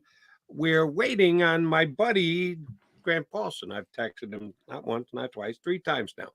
He told me earlier in the week he'd be fine to come on Friday at 9:20. We're still trying to run him down and see if we can punch him up because he's been covering the Washington football team for years and is very good at giving you insight to them. And we hope to get him up with us in just a little bit. All right, Bill, we were talking about the running backs just a second ago as to how we always get caught up, I know at least I do, in the numbers, in how many touches a guy gets. But a key element is what you're attempting to achieve with the guy that you're handing the football to or throwing the football to, that it's situationally based, that if there's a certain team that you're doing certain things against that you think are going to be effective, or a guy's got a different skill set against a team, matchup driven decisions as to who's going to get the football coming out of the backfield. Sirianni kind of leaned on that the other day. What matchup do you think works against the Commanders here coming this week? Very good, very stout defensive line, okay linebackers at best. Do you think this is more of a Kenny Gainwell game? Do you have faith that your offensive line can open up those same holes again that they have the first 3 games? Does it matter, the matchup this week against the Commanders, as to who is going to be the workhorse in Eagles backfield? Well, first of all, the offensive line has showed us it doesn't matter who they're going against. We saw it last season. We saw it last week against Tampa. So no defensive front makes me nervous when you look at the offensive line about opening up holes. What I love, though, about DeAndre Swift as opposed to these other backs is something that Miles Sanders was so good at last year was having that home run potential. Every time he touched the ball, you didn't know if he was going to be able to break free for a long gain. And you see a very similar thing with DeAndre Swift. He's been really good at hitting the holes, but he's been very patient, allowing his offensive line to get out in front of him. And then once he gets into open space, watch out because he could take it any single time he touches it. So that's why I like giving him the ball a little bit more than Kenny Gainwell. But there is a role for Kenny Gainwell. I know we said we don't want to get too tied up on the touches, but you got to spread it around a little bit. So I do think Gainwell will get in there at times. But how you don't just lean on DeAndre Swift with his playmaking ability, it's really hard to stay away from him. And it looks like they're going to have Boston Scott back this week. Last week, they couldn't find one carry for Rashad Penny. So I don't know exactly what Boston Scott's participation is going to be. Did Penny even get a snap? I don't know if he even got a rep in that game. I do not think he did. So he has become the odd man out. I think Boston Scott, if he is activated, will go back to returning kicks. And we'll if that's the only participation he has, that'll be more than Rashad Penny had last week. But I wouldn't be surprised if they even find a player or two for Boston Scott to get in there. All right, let's flip it over and talk about the Eagles defense. I know you've been commenting on it, John, and I certainly have, that the level of play that they've gotten out of Jalen Carter in the first 3 games. Well, most of us, certainly John and myself, talked about the Eagles got a little lucky that Jalen Carter had some issues off the field, and there were teams at the top of the draft that were quarterback desperate and took 3 quarterbacks in the first however many 4 picks of the draft, and that pushed Jalen Carter down. And he was arguably the best overall talent in the draft coming in, the highest rated quarterback player coming in. And it helped for him to be able to drop down to number 9, where the Eagles traded up to get him. Got to give Howie credit for that. 5 years from now, 10 years from now, 15 years now, I hope we don't forget. They really did want this guy and proved it by moving up 1 slot over the Bears. What did you really think the Bears were going to take him? I didn't. The Bears could screw up a 2-car funeral. So you knew that was probably not going to happen, but they decided, listen, this kid is worthy, even though we probably don't have to give it up. We don't want to take any chance whatsoever. We need to get him. So they moved up 1 slot to get him, and still at number 9 rather than number 10. Stone cold steal of the draft. I know we're only 3 games in, but the level at which he's played has been unbelievable so far. Do you think the Commanders are the first team to give him the kind of respect that he has earned off the way that he's played so far, that they double him on almost every single snap? I think you have to double team him. The problem is we've seen what he's been able to do even against the double team, Jody. He's second in the NFL, having 6 quarterback pressures against the double team. And the only player who has more is Micah Parsons, who people talk about as the defensive player of the year. And this guy's doing it as a rookie with less than 50% of the snaps. So I think you have to double team Jalen Carter when he's in there, but even that's not been helping. So let's hope they put a lot of emphasis on trying to stop Jalen Carter, and we can see our edge rushers eat this week, because it'd be nice to see Hassan Reddick get into the sack column for sure. Hassan and BG, both a little short on the production so far this year, and both had phenomenal years last year, which is a surprise because the Eagles are getting the pressure that they're getting up the middle. You would think on a general dynamic of a play, when you get as good pressure as you do up the middle, the quarterback is going to go one way or the other. That hasn't been the case, that they've been forced outside for the other than Josh Sweat making plays coming off the edge. The Eagle guys haven't been able to do that. We've got a built-in excuse and or explanation for Hassan Reddick, because he had that club on his hand, and this is the first game that he will play without the cast. So hopefully that bears some results. And everybody loves Brandon Graham, and I'm not going to put too heavy pressure on Brandon Graham, but hasn't been an overly productive, at least as per stats, for the first 3 weeks from Brandon Graham? Just a coincidence, just a happenstance, or are we a little bit worried that Father Time is finally catching up with Brandon Graham? It's got to happen sooner or later. I mean, he is getting up there. He's played a lot of games in an Eagles uniform, but I'm never going to count Brandon Graham out. I think you'll still probably see him come up in a big moment and make a big play, because we know he made the biggest play in Eagles history. That's for sure. So I'm not counting him out. But, yeah, Father Time may be getting to him. He's not getting a lot of snaps. He didn't get a lot of snaps last year either, but he made a lot of pressure and a lot of sacks with limited reps. But he's getting some limited reps this year. But, we'll see, because it's been across that defensive line that we haven't seen the edges getting after it. So I'm not ready to roll BG out just yet.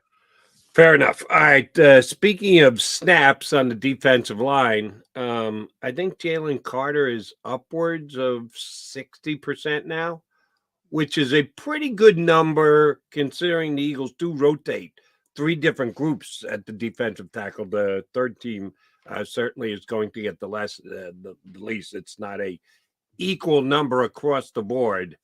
With him playing as well as he has, and I understand.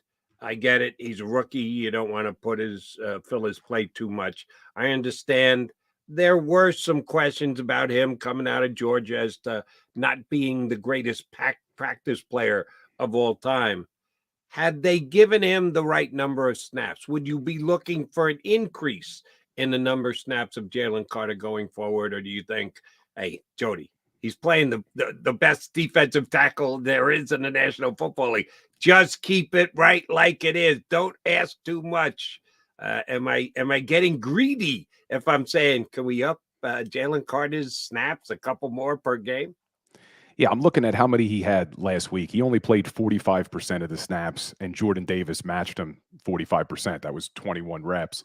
I would like to see him get a little bit more snaps. The problem is you have other guys who are really contributing. And the Eagles, I don't remember seeing a Philadelphia Eagles team that was really 5 deep at the defensive tackle position, because we know Cox, Milton Williams, Jordan Davis, and Jalen Carter, but I mentioned Marlon Tuipulotu getting after the quarterback as well. I mean, they have 5 guys who can create interior pressure. So I do want to see Jalen Carter play a little bit more because he's been so dominant. But this formula seems to be working right now, rotating these D tackles through, keeping them fresh. And when you can roll 5 D tackles and keep putting interior pressure, offenses are going to have a real tough time with it, man. Yeah, and sometimes they go as deep as 6 defensive tackles. Because Marlon got a sack this week. Tuipulotu did get in there.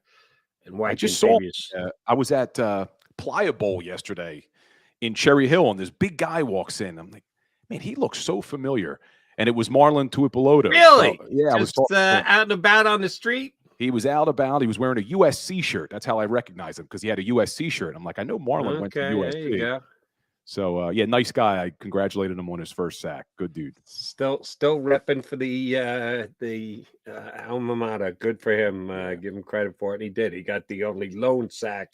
Eagles had 2 sacks last week, and it was 1 shared, and the solo sack was Marlon's. All right, and this is going to be, I guess, considered obligatory, but I feel the need to do it. And I know we're talking about snaps and how many snaps a guy gets. He hasn't got a ton of snaps, but he also hasn't gotten a ton of results either. Derek Barnett. Your buddy. 3 games. 1 solo tackle, 1 combined tackle, 2 tackles in 3 games. Yeah, I think if I got snaps, I could get 2 tackles. I could get my hand in there and trip somebody up and get a half a tackle. Why is Derek Barnett still here? I get it. The Eagles are hoping to generate enough interest that a team loses a defensive tackle for the rest, a defensive end for the rest of the season, right before the trade deadline. They're just crossing their fingers that someone will give them something for Derek Barnett. If the trade deadline comes and goes, is Derek Barnett going to be here no matter what for the rest of the season? I know he's well-liked. I know he's a hard worker. I know he's a Super Bowl champion. Is Derek Barnett going to be on this team all year long? It's tough to say because they do seem to like him for whatever reason. I know he's committed more penalties in his career than he has sacks. But what I don't like about what they're doing is by giving him these reps, you're not giving Nolan Smith any opportunity. Derek Barnett is playing more than rookie Nolan Smith. I'd be okay with that if Barnett was contributing, but he's not really contributing. So why don't you want to see your young guy get on the field and really start to learn how to play in the NFL? And I had Derek Gunn on my podcast, and I asked Derek, I said, is it because Nolan Smith is hurt? Is that why he's not getting reps? Is the shoulder something we should be concerned about? D. Gunn said he talked to people inside the Eagles organization, and it's basically they don't think Nolan Smith is ready yet. Nothing to do with the injury. So I'm really hoping that Barnett isn't here all season because I think that's going to stunt Nolan Smith's growth. That's a very good point by you. And John and I asked ourselves the same question about Nolan Smith and why he's playing so little and could it still be the shoulder? The reason why I dismiss that is he's playing a ton on special teams. If the guy's hurt and you don't want him to get further hurt, well, you got a chance to get just as hurt, if not more so, on special teams. But they know they need him on special teams, and he showed the ability to get downfield pretty quickly. So it wasn't that difficult a decision to make. And at Georgia, and I give the Georgia coaching staff a lot of credit for this, they use their stars on special teams. They tell their star play, listen, just because you're a star, just because you're making big plays, you're one of the best players. We're taking special teams very seriously. We're going to expect you to play. And they have. So it wasn't like he was green in here. Some guys who are rookies who aren't ready to break right into the starting lineup from the line of scrimmage are forced to play special teams just for the experience. That's not, and even though they didn't do it at all on a collegiate level, Nolan Smith did. So I see where the Eagles are using him in special teams, and I agree with it wholeheartedly. If he was hurt, they wouldn't be doing it. They'd find another guy to come in and play special teams reps. The fact that he is kind of tells you, as D. Gunn said, they just don't think he's ready. My question would be, if in the questioning session with the special teams coach, or the defense coordinator, I guess it is, really, he's not better already than Derek Barnett? And I'd look the defense coordinator in the eye. If he could look back and go, yeah, sorry, Derek's better than he is, I guess I'd have to accept it. But I just find that difficult to believe, Bill. No, I agree with you. And Barnett, it's not as if he even has a history where we're saying, hey, we're just waiting for him to break out of this. He hasn't really done anything. I mean, outside of the big fumble recovery in Super Bowl 52, which we'll always remember, what has he done in an Eagles uniform? So the fact that they keep rolling him out there, let's hope it's only because they're trying to generate some sort of trade value, like you said, because I don't like that they keep putting him on the field and he's just not producing. All right, one of the positions that's advantageous to be part of if you're an Eagle defender is the guys immediately behind the line of scrimmage because the defensive line is playing as well as it is. And the linebackers are doing their job. Give credit where credit is due. Nicholas Morrow made the right read and had the quicks to get into the end zone as quickly as he did last week. He had a free pass. People talk about, look at a hole open for DeAndre Swift. I could have run through that. Well, the hole that Nicholas Morrow was able to go through on the Tampa Bay defensive line was also pretty damn big. And he made the hit, he made the tackle, and he got the Eagles at safety. But you got to give Morrow credit. He has played pretty well. You got to give Cunningham credit. He has played pretty well. Even though we question the linebacker position for the Eagles because you're looking at veterans who weren't on right. Well, they signed Morrow early enough during the offseason, but they cut him, and it was a solid week before he came back to the practice squad. So I consider both of these guys, quote unquote, scrap heap guys. They're playing pretty well for the Eagles, even though the expectation shouldn't have been that big coming into this season. Bill, agree or disagree? Agree 100%. I thought they had a great game against the Tampa Bay Bucks, and it does help that you have a defensive line in front of you like what the Eagles have, but they're making the most of their opportunities. Nicholas Morrow cut, then brought back on the practice squad. He's only out there because we saw Dean get hurt, and he played a really good game. But the guy that even impressed me more was Zach Cunningham. After the Patriots game, I was ready to cut Zach Cunningham. You were that down on him off that game. He looked really, really bad. But in hindsight, I'm going to admit that I was wrong because you should have expected him to have a bad game. He came in here late in the season, late in the preseason. So it took him a game to get his feet under him. But I thought Cunningham looked good. I thought Morrow looked good. What impressed me the most about them wasn't even their run-stopping ability. They both look good in pass coverage, which I was really worried about when they had Christian Ellis out there. Christian Ellis did not look good in pass coverage at all, and Morrow and Cunningham have kind of solidified that a little bit. So let's hope, hey, if Morrow keeps playing as well as he's playing, Nakobe Dean's going to have a tough time beating him out when he gets back. He looked really good in that Bucs game. All right. Interested in your point of view of this, because I ran this by Johnny Mack the other day, and I was a little surprised by his rating of the two Eagles defensive coordinators. We knew coming into the season, losing both Steichen and JG, that the coordinators would be under the microscope, as well they should. You're taking over a team that went to the Super Bowl, at least one side of the ball. That's some pretty good pressure for you to have to deal with. Through the first 3 games of the season, if I ask you to give me a letter grade, A+ to F, for both Brian Johnson and Sean Desai, give me your 2 grades, Professor Colarulo. Brian Johnson first, A+ to F. How would you rate him through 3 games? So I'm going to give Brian Johnson a B-. I think that some of the play designs have left a little bit to be desired, especially some of these screens that they're running, these quick wide receiver screens I'm not a fan of. But the reason I'm giving him credit is these defenses are coming out and they've schemed a little bit differently this year. So the Eagles are trying to figure that out.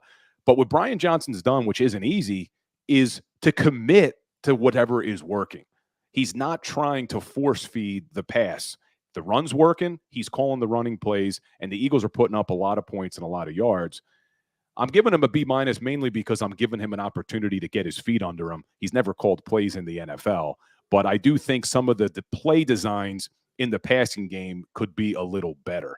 If you go back and watch some of the All-22 tape, you'll see some of the way they're designing these routes are making it difficult when teams are sitting back in a too-high safety cover 4 look, and you got A.J. Brown and Devontae Smith both running 9 routes down the field with nobody else in the pass. It's difficult for Jalen Hurts. There's nowhere for him to go. So I think they can make things a little bit easier on Hurts. But I'm going to give him a B- because the offense is doing what they need to do to win games. On the defensive side of the ball, I'm giving Sean Desai a B+.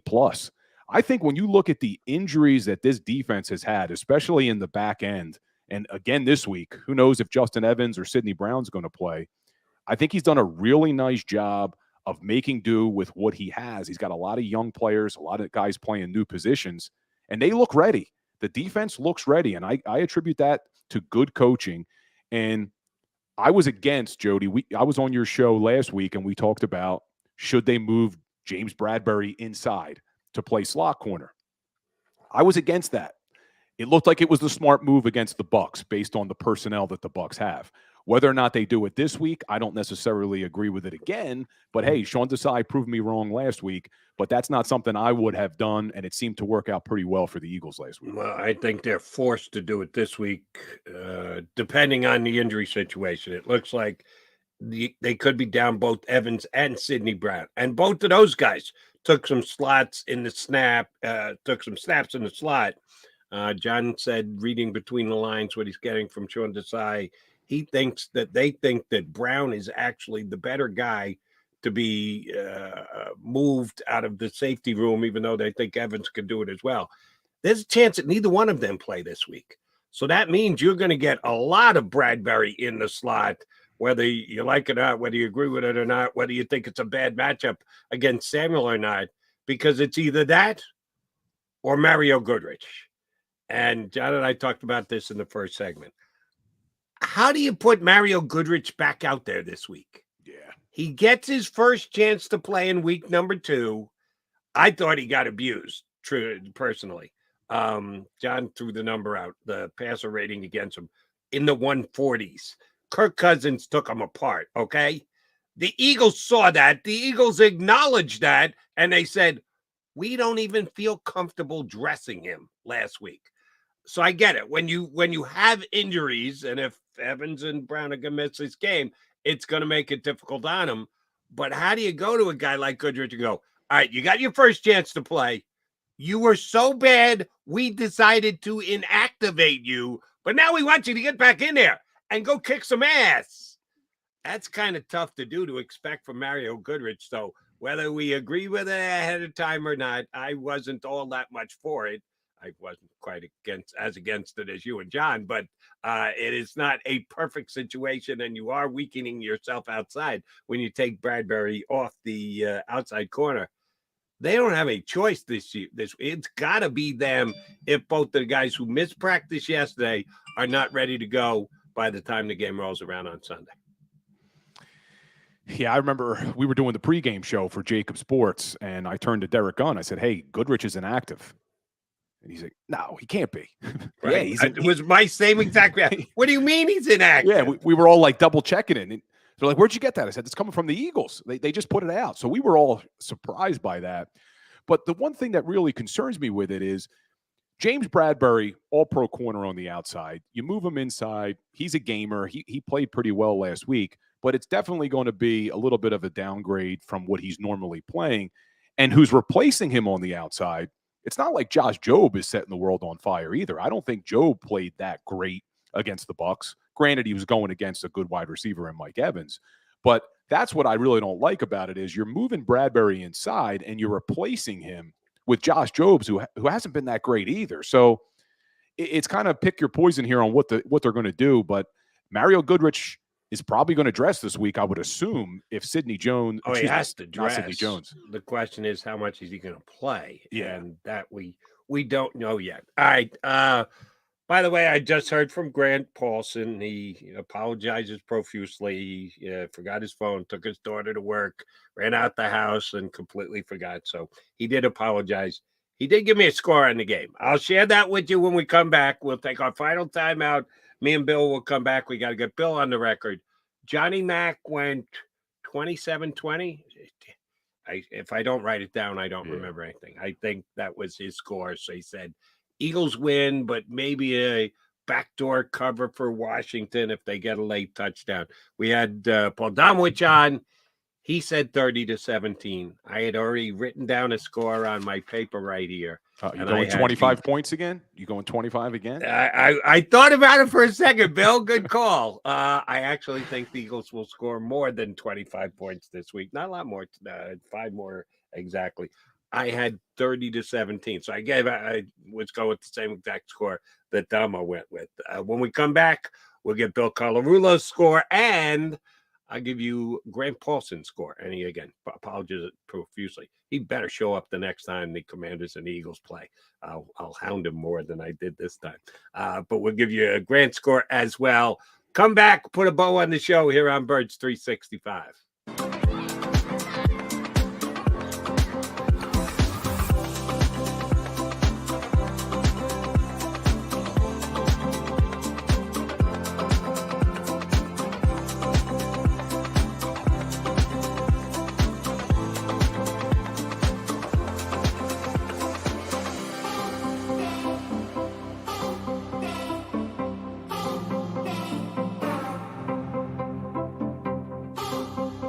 If you own a company and you're not producing a podcast, you're missing out. The public consumes messaging when they're ready. Join the professional podcast network of companies and let JAKIB Media Partners put you in the podcast arena. Come to our professional studio, or we'll come to your place of business and professionally produce your company podcast. Call JAKIB Media right now at 267-261-3428. 267-261-3428.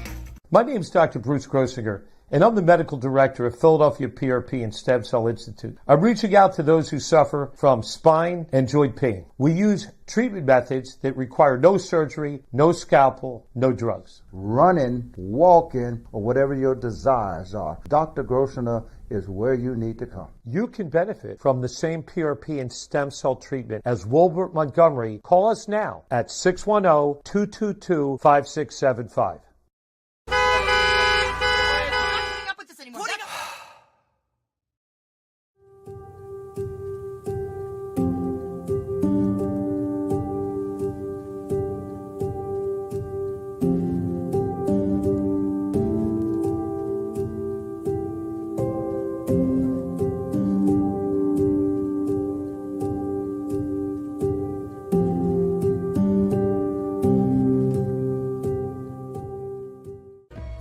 and save in southeastern PA and Delaware with Colony Pools this football season, and let the experts close your pool with a custom Merlin safety cover in green for the birds. And if you join our Winter Watch team, we'll give you another 20% off, and Colony Pools will handle it all.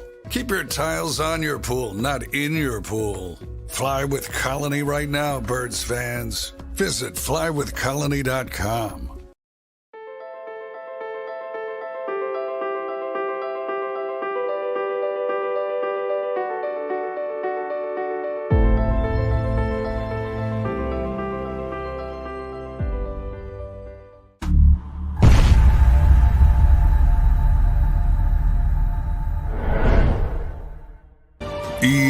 EAGLES, Eagles.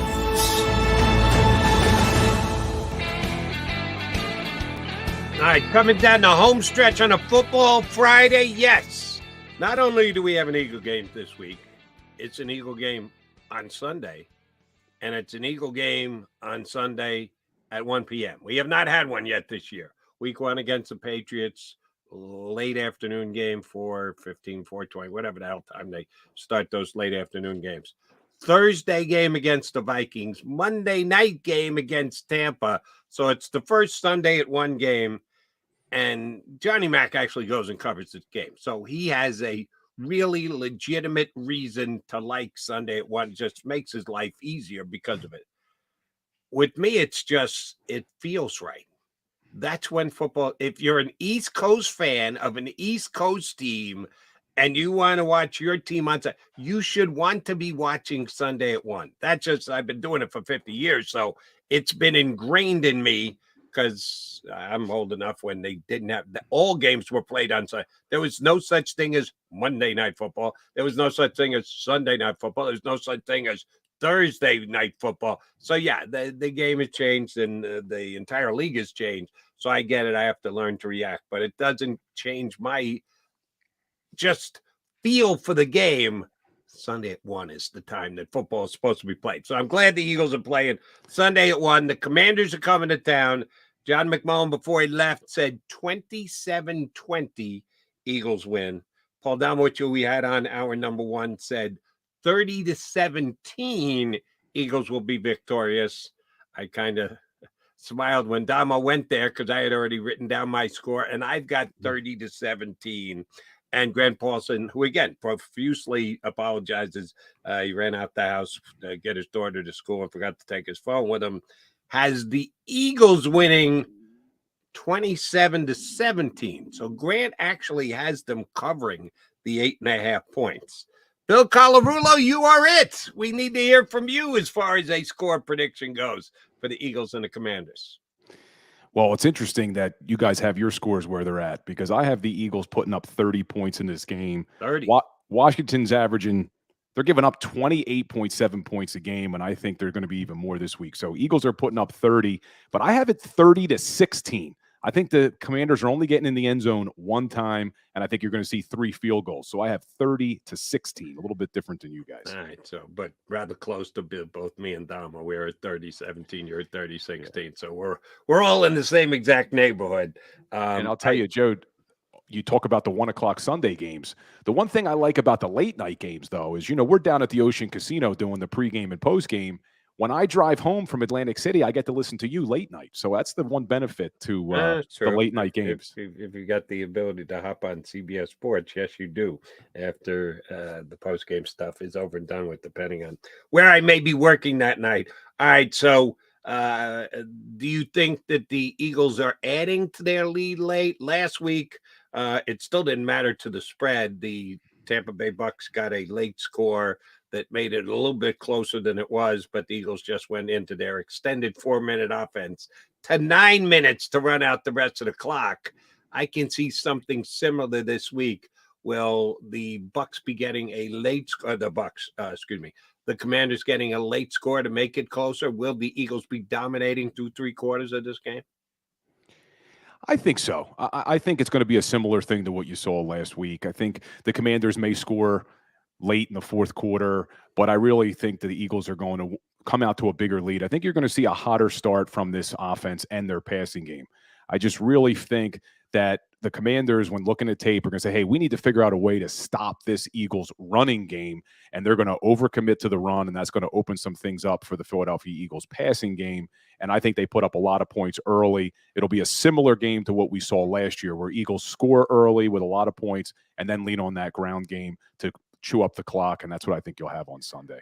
So you've got all your guys here on the JAKIB Sports Media YouTube channel leaning toward an Eagle victory, and even a heavy-handed Eagle victory. Johnny Mac's the only one who has them not actually covering the 8.5 points. All I'll note is that we all felt basically the same when Washington came to town last year, when the Eagles were 8-0. It wasn't really going to be all that competitive. Taylor Heineke, really? You think? Yeah, he found a way. I don't think this Eagle team is sitting on a shoot themselves in the foot game. That's why we're all picking the Eagles to win. Bill, great stuff. Thanks for filling in for Johnny Mac. Appreciate you jumping into the lurch. I'm sure we're getting you back on again down the road soon enough. Always a pleasure, Jody. Looking forward to it, man.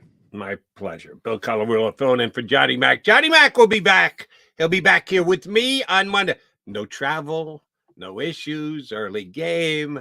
He's had some issues, hasn't he, with his airlines?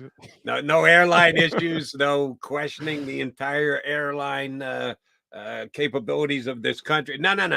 All he's got to do is drive into South Philly and drive home. So he's guaranteed to be here with me. We will do Birds 365 talking about a 4-0 Eagle team. Yeah, I think so. A 4-0 Eagle team come Monday in 2-2 days, that is.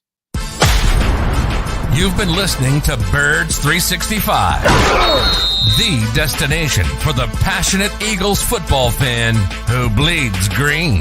If it's Eagles football, we're talking about it. Debate inside the locker room and guests that are some of the greatest football minds from around the region. We hope you enjoyed the show. We know we had a blast. Make sure to like, comment, and subscribe, and we'll be back soon.